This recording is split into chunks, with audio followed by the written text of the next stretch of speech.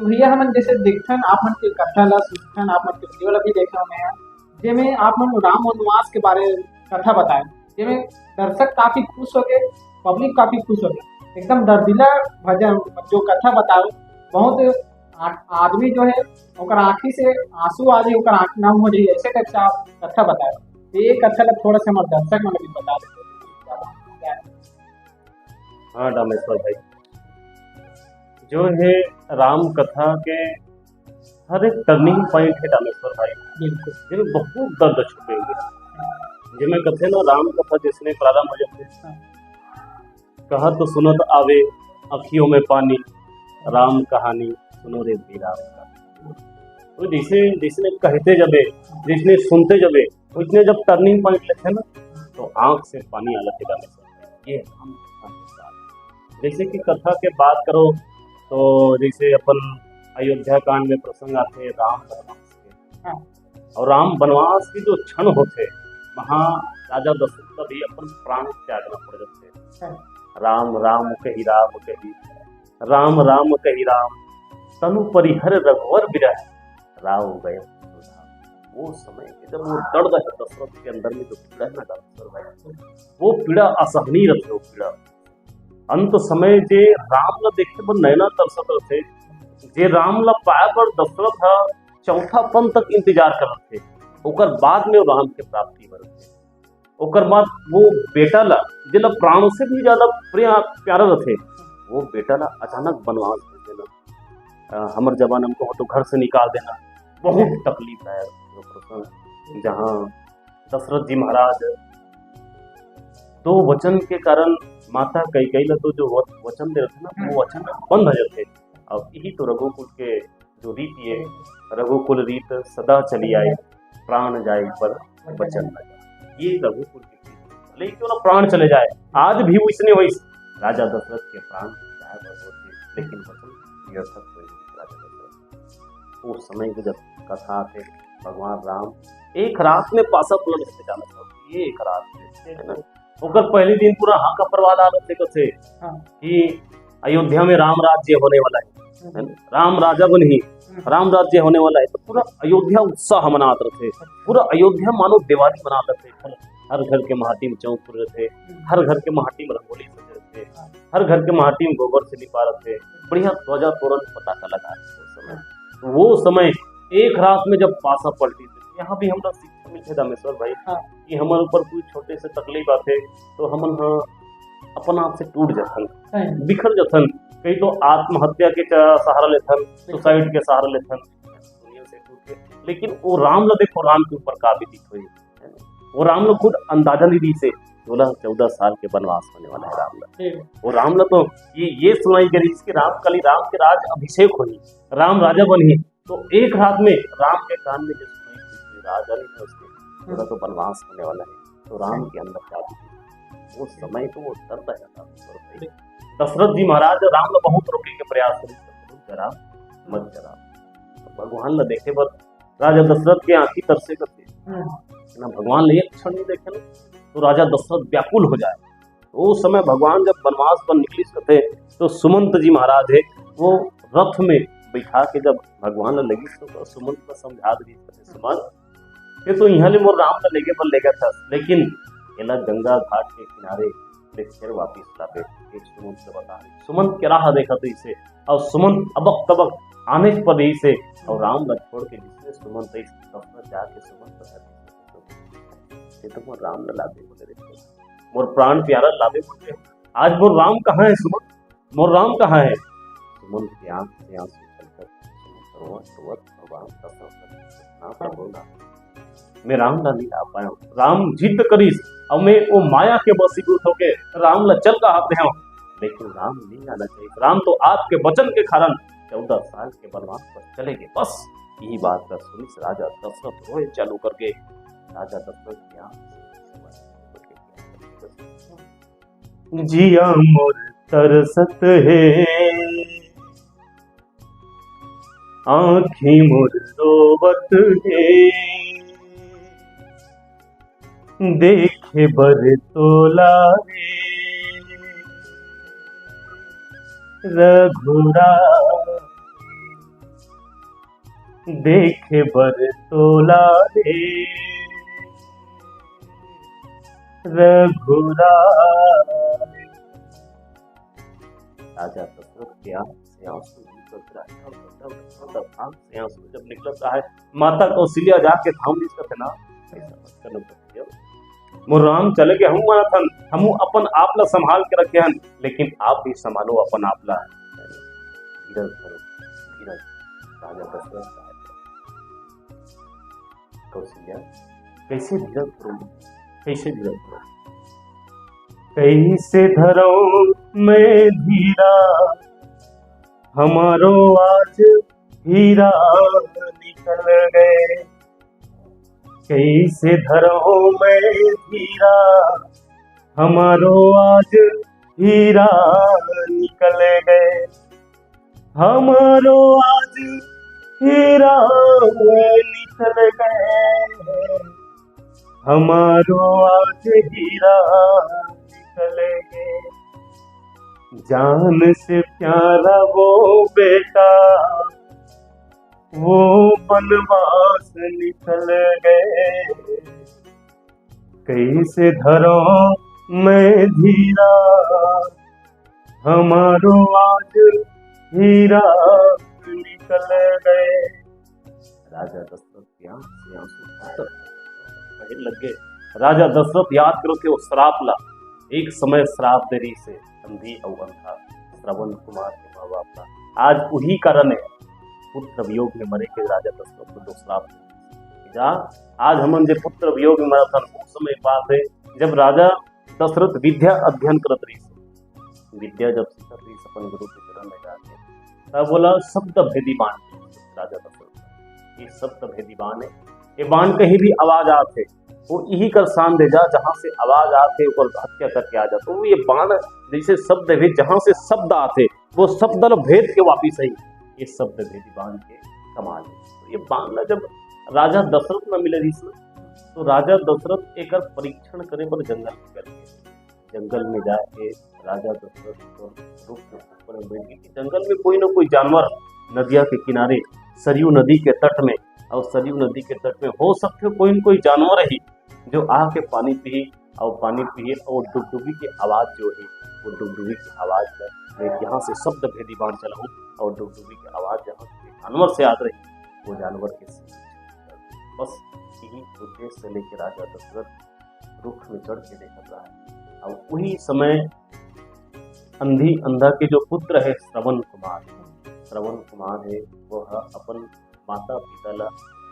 चारों धाम घुमा गए। माता पिता धाम घूमे की आशा करें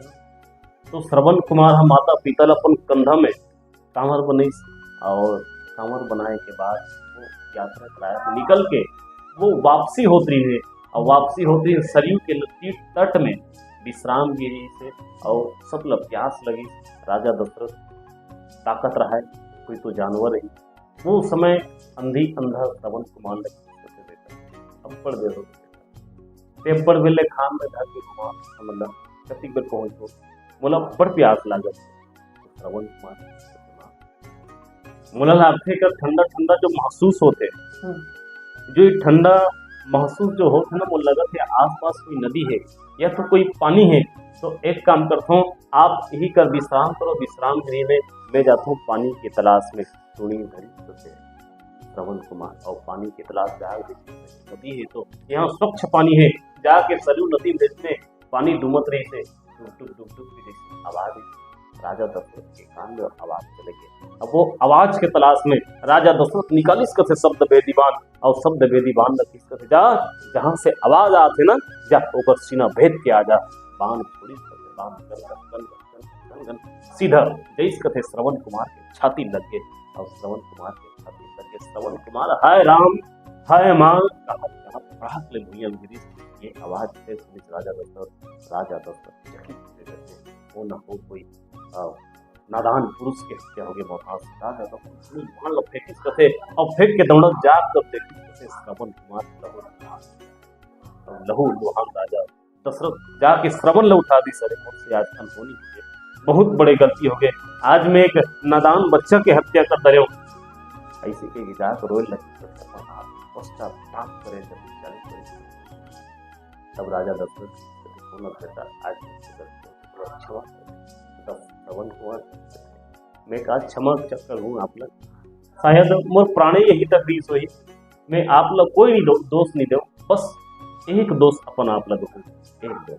कि मोर माता पिता अंत समय में मेरे को प्यास नहीं बुझा पाए ये किस्मत बन रही कि मोर माँ बाप के प्यास नहीं बुझा पाए अगर आप अपन आप लोग दोषी समझत हो तो मोर एक निवेदन है मोर एक तो काम कर दो कि मोर माता पिता प्यासे है उन्हें जाके पानी पिला दो पर एक बात राजा दशरथ कुछ का बात एक बात ख्याल करना ओला मत बताना कि ओकर श्रवण कुमार के प्राण छूट ओकर श्रवण कुमार बस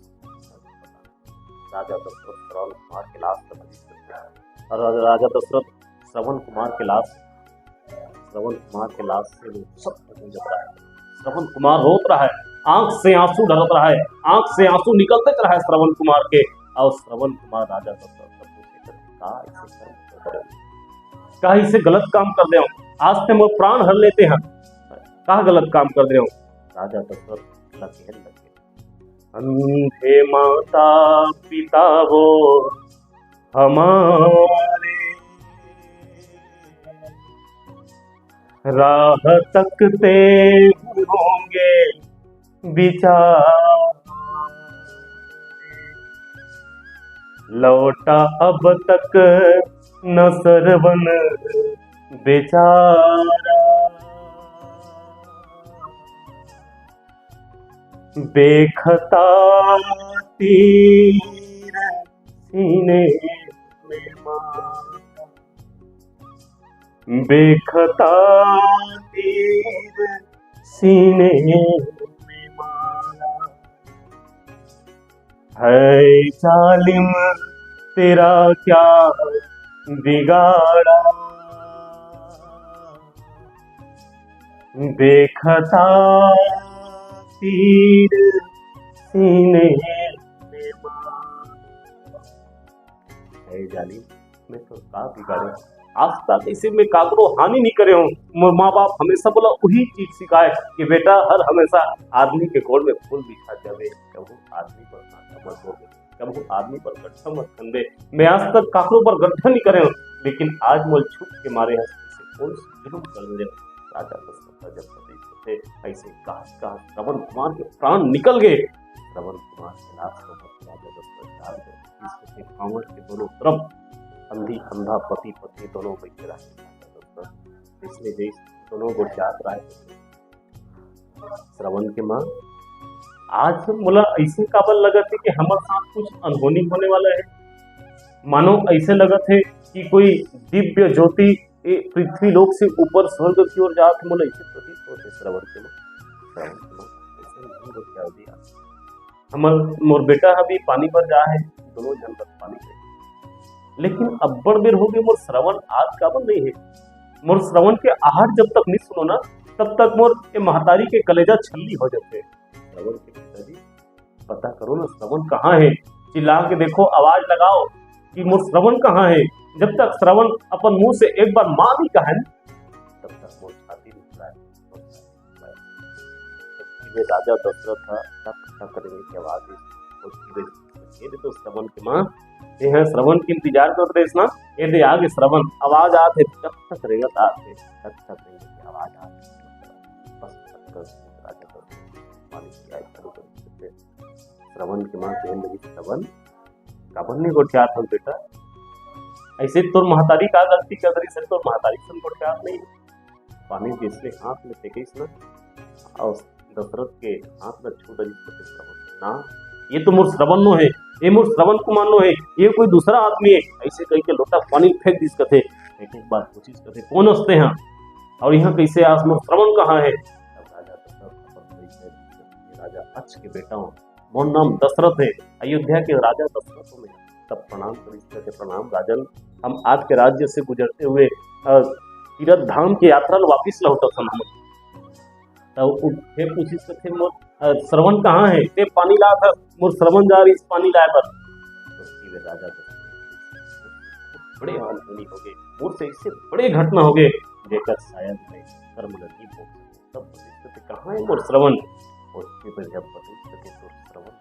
और हाथ से मारेगी तो श्रवण, शब्द भेदी बाण से श्रवण के प्राण चलेंगे। बस अच्छा बात अंधा बना कामों से कूद दिन और कूद के खोजल लगे कहाँ है मोर श्रवण, और श्रवण के लाभ आज अपन माँ बाप का छोड़ के चले गए। तोर भरोसा आज दुनिया के हर चीज वो देख पाते हैं, अंधी अंधा होते हुए भी आवाज दिखाने वाले राजा काम पर चीता तैयार करते हैं और चीता ऐसे सही में बनावे जो चीता में 3 लाख जल सके, 3 लाख जल सके, ऐसे चीता बनावे राजा दशरथ तैयार। बाकी 2 लाख कहाँ है, बाकी 2 लाख का मदद अपन श्रवण के संग में जाके चीता में बैठ गए अंधी अंधा, और राजा दशरथ का चीज के सुना तो कुल के सौगंध है चीता आग लगा दे, और राजा दशरथ तो श्रवण कुमार के माँ अपन गोदी में श्रवण के मूल रखी और पर श्रवण के पिता जी की और चीता आग लगे और आग लगाते सार राजा दशरथ